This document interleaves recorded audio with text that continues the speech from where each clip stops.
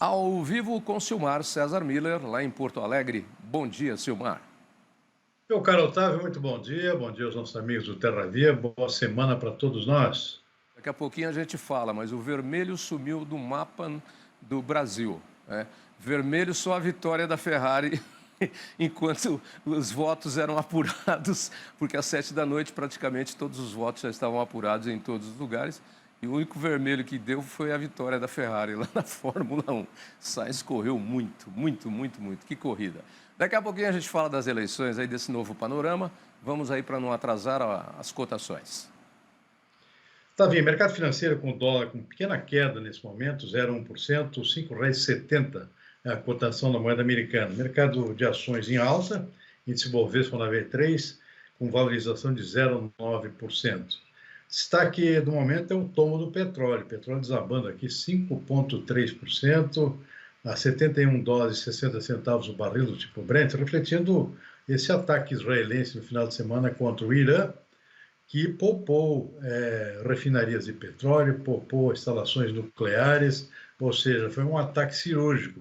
Isso deu um certo relax aqui em termos globais, porque evita-se um acirramento maior, que era a possibilidade de ataque a algum centro nuclear, afetar a indústria de petróleo do Irã, que poderia provocar retaliações severas do próprio Irã contra Israel. Então foi uma coisa mais cirúrgica, uma resposta àquele ataque do Irã contra Israel algumas semanas atrás. Isso acabou dando uma aliviada aqui no humor do mercado de petróleo, preço desabando, pelo menos por enquanto, 5,3% não é pouca coisa. Mercado de commodities agrícolas, soja caindo na Bolsa de Chicago, 0,8%, milho também, 0,1%, trigo também cai, 0,9%, na Bolsa de Nova York cai o algodão, 0,8%, também o açúcar, 1,3%. Suco laranja também com queda de 3,1% nesse momento. Estamos recém ainda no início do pregão dessa segunda-feira.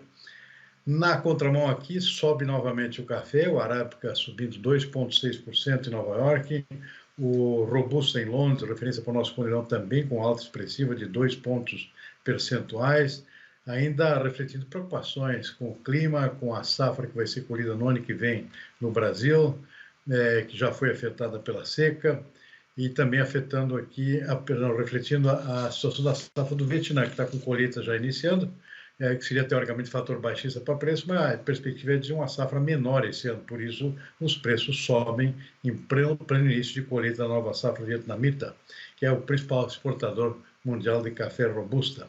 Cacau também sobe 0,7% e boi gordo também no mercado futuro da B3 segue em alta 0,7%, refletindo o próprio comportamento do mercado físico. Tem várias altas hoje no interior do país nos preços do boi gordo, tá vendo? Bem, então vamos lá, vamos começar com as eleições. A manchete do UOL: a direita cresce e com o centro tira a esquerda da maioria das capitais. A esquerda ainda competia no segundo turno, em Porto Alegre, com o candidato do PT, perdeu também em Natal, perdeu também em Cuiabá e ganhou em Fortaleza. E aí tem uma manchete aí que estão dizendo já que a vitória do candidato do PT em Fortaleza o coloca como um provável candidato a suceder Lula. Primeiro que eu acho meio cedo para falar. Segundo que a vitória dele lá foi a vitória mais apertada, foi 50,63 contra 49,83. Acho que dava para contar no dedo, na mão, os votos que faltaram para dar empate ou para o outro ganhar. O pessoal começa a fazer essas conjecturas e considerações, mas é muito cedo. Mas a grande verdade é que até os colunistas estão escrevendo, foi uma varrida da oposição de PT, PSOL e outros partidos aí de esquerda do mapa brasileiro, o que mostra e chama muito a atenção para o que esses governos fizeram, que tanta gente agora na eleição para prefeito e vereador bandeou de vez para a direita. Tá bem, o eleitor brasileiro está ficando mais moderado. Acho que o grande recado dessa eleição é uma virada aí para centro-direita, eu diria que mais para centro até do que para a direita, e realmente um desaparecimento aí forte da extrema esquerda, ou seja, essa foi a grande perdedora realmente. Você citou aí a questão das lideranças aqui em termos de PT, por exemplo, tá difícil. formar novas lideranças. Mesmo esse caso aí lá de Fortaleza, como você mesmo falou, não é muito representativo, foi muito apertada a eleição por lá. Então, o PT está ficando sem liderança. Aí sobrou o Haddad, aí, que supostamente seria o sucessor de Lula, mas não sei se ele mesmo está muito afim e o que poder de voto teria daqui para frente. Ele comanda um ministério muito delicado, que é o Ministério da Fazenda, muito alvo de críticas, por exemplo. Então, está difícil aí sucessão no PT. E aí está aberto o caminho aí para uma direção mais ao centro, eu diria. Centro-direita, mas mais para o centro. Até estava rememorando aqui, o partido mais vitorioso nessas eleições é o partido do ex-prefeito de São Paulo, o PSD. Só me lembrar aqui do tempo do meu pai lá, que era o partido dele. Foi antes da Revolução de 64 ainda. Eram 3 grandes partidos, né? Tá vendo? O PSD, que era de centro, o PTB na esquerda, e a UDN, que era a extrema-direita, lá do Carlos Lacerda. Está ficando parecido com esse panorama lá de 50, 70 anos atrás, né? Impressionante como as coisas voltam. Mas o recado das eleições, para mim, está bem claro aqui, né? Realmente um deslocamento maior e o pessoal evitando os extremos, 2 extremos, o que é muito bom, é muito salutar essa volta mais ao centro também. É bastante interessante, porque essa colocação que você fez, porque a extrema-direita, que também seria representada aí por Bolsonaro, ele também saiu meio queimado aí nessas eleições, segundo as análises, nos apoios que fez, inclusive lá em Belo Horizonte, enfiou a viola no saco, saiu quietinho lá pela porta do fundo, depois foi ao candidato que perdeu tardiamente. Em São Paulo não se manifestou. Hã? Tem outro recado que eu acho importante das eleições, Tavinho, as reeleições. De muitos candidatos lá que estão sendo reeleitos, significa que estão gostando lá do que ele fez, o prefeito, e geralmente são aqueles prefeitos lá que são tocador de obras. Eu lembro que eleição municipal não tem muito a ver com ideologia, tem a ver com realmente cuidar bem do seu bairro onde você mora, cuidar das ruas, cuidar da iluminação pública, são coisas muito locais, né? Então, essa convergência para as coisas práticas, eu acho que é outro recado dessa eleição. Ou seja, deixa a ideologia de fora, deixa isso para as eleições presidenciais, mas aqui, na minha rua, eu quero um prefeito que faça alguma coisa local aqui. Então, isso eu acho que é um recado importante dessas eleições. As reeleições foram múltiplas. Esse recado foi dado, inclusive, numa análise da eleição de São Paulo pela periferia de São Paulo, que tradicionalmente rendia aí bons votos para a esquerda e foi um massacre aí em função do atual prefeito Ricardo Nunes. Ele teve 1 milhão a mais de votos e cresceu 88% em relação aos votos que teve no primeiro turno. Agora, chama a atenção as abstenções somadas a brancos e nulos, que em São Paulo chegam a praticamente 32%, superando aí candidatos, inclusive, nas votações. Isso é impressionante, né? Significa que o eleitor está desgostoso com a política. Mas mesmo durante a campanha, você citou uma coisa que é importante. A eleição municipal ela é importante para consagrar a administração municipal ou não. E eu ouvi muito em São Paulo, eu voto em quem está cuidando da minha rua. Tem polícia na minha rua, tem luz na minha rua, tem escola no meu bairro, tem asfalto que eu queria, eu voto em quem cuida de mim.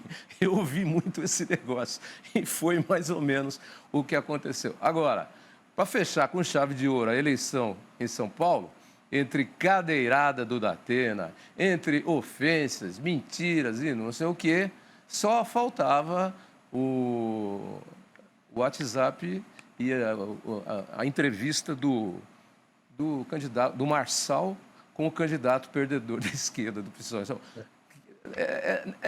É um negócio que é o seguinte, eu não consigo nem imaginar o tamanho disso, e parece que pesou bastante aí na hora de alguns votos, segundo alguns analistas. Agora, é simplesmente pavoroso esse negócio que aconteceu, né, Silmar? Sem dúvida nenhuma. A eleição de São Paulo foi um exemplo claro daquilo que não pode acontecer em nenhuma eleição, né? Agora, eu chamo a atenção também para o número de abstenções, que foi muito grande também aqui em Porto Alegre. Fomos os 2 líderes, São Paulo e Porto Alegre, em termos de abstenções. Aqui tem uma explicação, pelo menos. Muita gente teve que mudar o local de votação por causa das enchentes, né? Tem cidades da Grande Porto Alegre, são cidades muito populosas aqui, que o pessoal não sabia nem onde votar, né? porque as urnas que foram destruídas, as sessões eleitorais foram destruídas pelas enchentes, você mudou tudo de lugar, né? Então muita gente deixou de votar por conta disso, né? Pô, de repente tinha que atravessar a cidade para procurar lá onde é que ficou a sua sessão eleitoral. Então aconteceu muito isso aqui, especialmente na grande Porto Alegre e nas cidades mais atingidas pelas enchentes. Agora São Paulo é outra história, né? Realmente parece que houve um certo desinteresse mesmo do eleitor nessa polarização. E para não fugir do nosso segmento, o agronegócio, com esse posicionamento aí novo da política brasileira mais ao centro, sai em vantagem, né? Leva vantagem aí com prefeituras que ganhou. E destaque também para um aumento, ainda que pequeno, do número de mulheres prefeitas. Você tinha uma candidata aí em Porto Alegre, inclusive. O crescimento foi pequeno, ainda são poucos. Elas representam hoje, não chega a 11%. Acho que dá 10,7%. Mas, de qualquer forma, o agronegócio, com esse reposicionamento na política brasileira pró-centro, centro-direita, isso aí é bom para o agronegócio. Sem dúvida nenhuma. Agora tem as questões que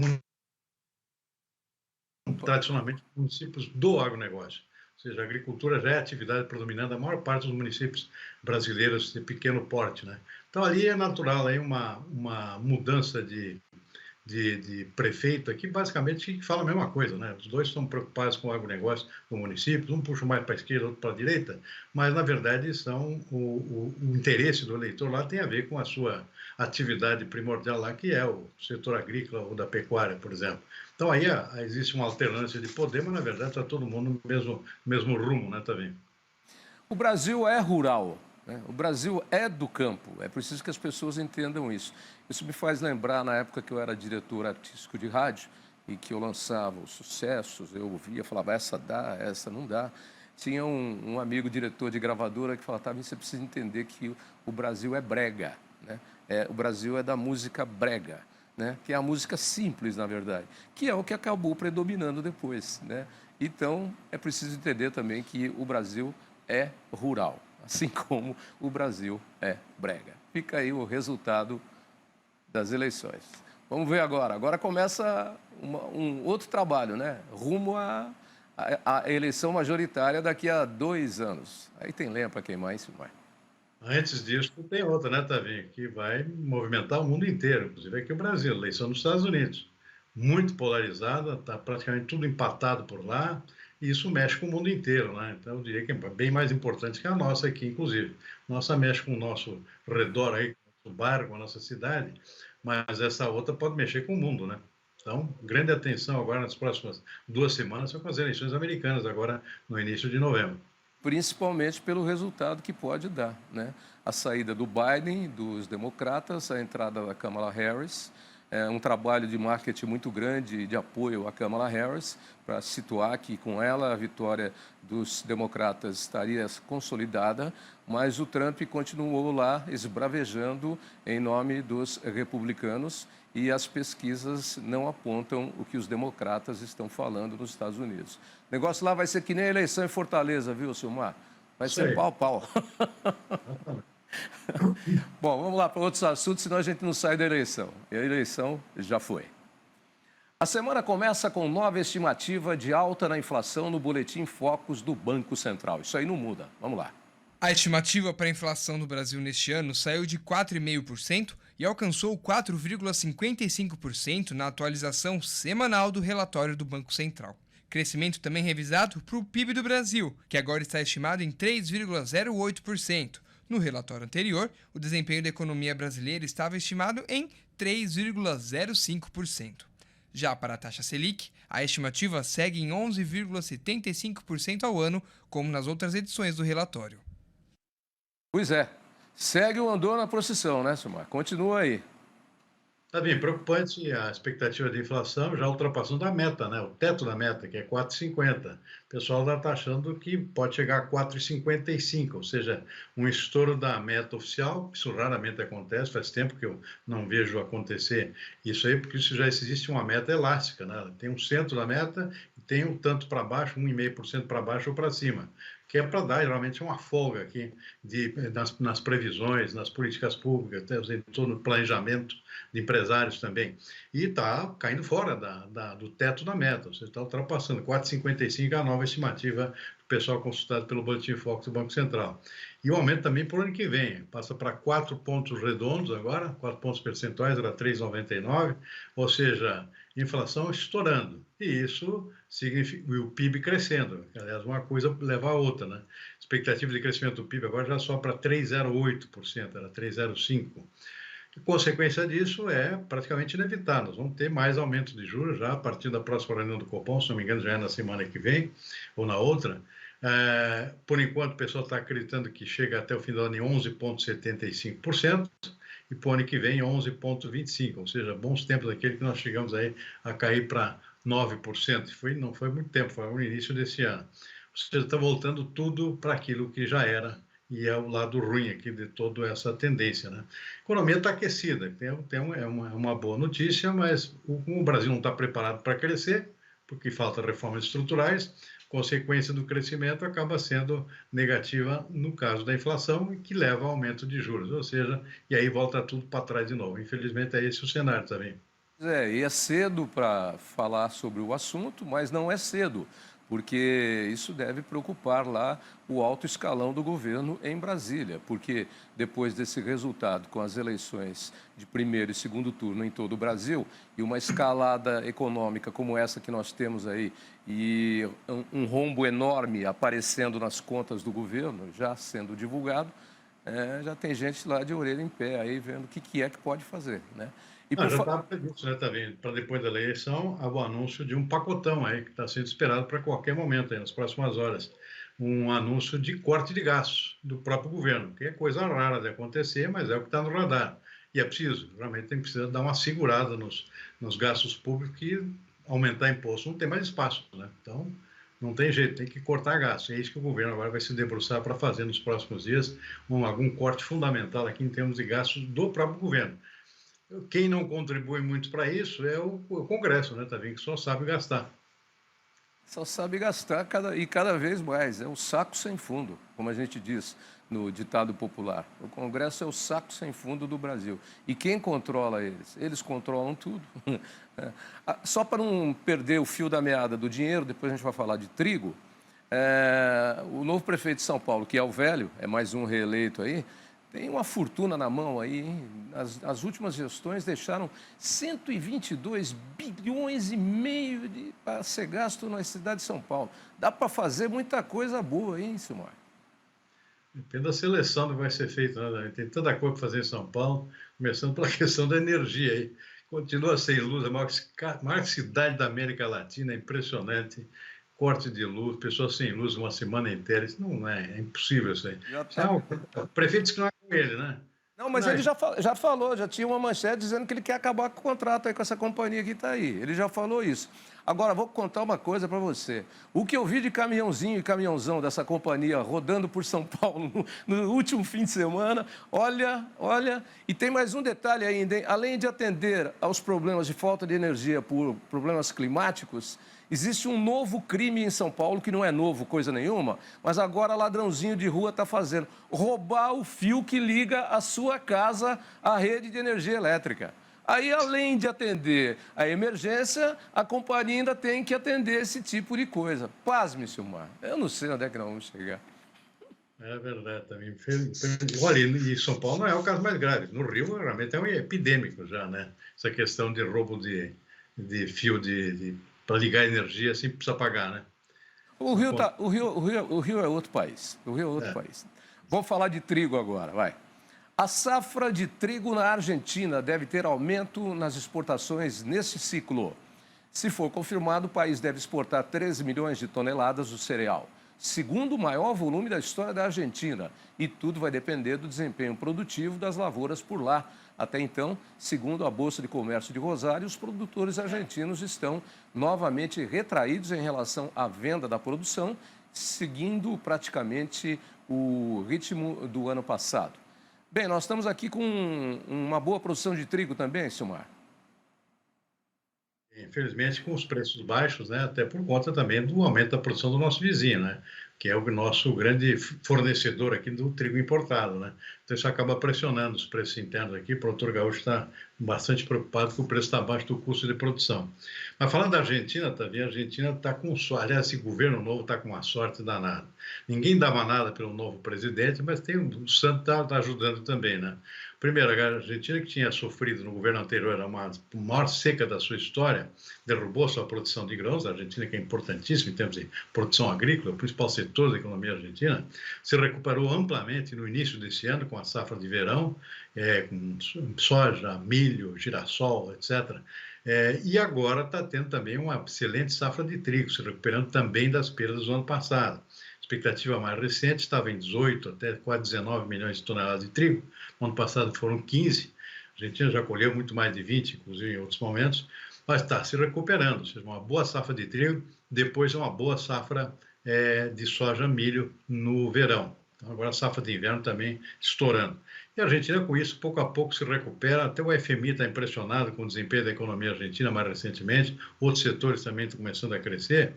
Agora, precisou um presidente maluco lá para conseguir reverter uma situação que na Argentina que parecia epidêmica. Ou seja, não tinha mais jeito a economia argentina. Pelo jeito tem, através da agricultura principalmente. Precisa aparecer um presidente maluco lá, às vezes precisa de um maluco mesmo. Você sabe que no meu comentário para a Band News FM da última sexta-feira, eu falei sobre o plantio direto no Brasil. São 50 anos do plantio direto e tem a data. O 23 de outubro é o Dia Nacional do Plantio Direto, comemorado pela segunda vez. E aí eu contei um pouquinho da história. Foi lá em Rolândia, numa fazenda lá, que tinha um alemão que, cansado de ver a sua terra ser levada pela erosão por conta de arar a terra e mexer na terra, que é o costume trazido da Europa para cá, de clima temperado, aqui não funciona, aqui estava acabando com o solo brasileiro, a agricultura, ele resolveu fazer o tal do plantio direto lá, deixando boa parte da palhada para conservar a umidade, proteger o solo e virar adubo, inclusive. E ele era chamado de alemão doido, alemão maluco. E eu mandei isso para aquele nosso amigo que é dono daquele restaurante de comida alemã aqui em São Paulo, que o catarinense, que é alemão. Sim. Mandei para ele, para o Francisco, e eu sempre mando os boletins, e ele mandou de volta para mim assim, que surjam muitos e muitos alemães malucos e doidos como esse. É verdade. É verdade, né? Plantio direto, realmente. A revolução do agro brasileiro hoje está virando artigo de exportação, inclusive para a África, né? Plantio direto foi uma grande conquista aqui que mudou radicalmente a agricultura brasileira. Nada mais simples do que deixar a palhada da colheita anterior, forrando o solo, evitando aqui o excesso de infiltração solar, né? Protegendo o solo das intempéries e garantindo fertilidade para a safra seguinte. É isso que fez a Revolução Brasileira na agricultura. A Revolução Brasileira que foi feita e inventada aqui para o clima tropical e subtropical. E diretamente pode ser exportada toda essa tecnologia para a África, que tem exatamente o mesmo cenário, mesma topografia, tipo de microclimas e ocupação no planeta Terra de cima e embaixo, de norte a sul e leste a oeste, como o continente, como a nação brasileira, o continente sul-americano, que aliás fez parte da África. Então é isso. Hoje eu espichei o assunto com você, te atrasei aí, mas a gente tinha muita coisa para falar e precisou falar, tá bom? Amanhã a gente fala mais. Combinado, Tavinho. Boa tarde para você e toda a equipe. Até amanhã. Abraço.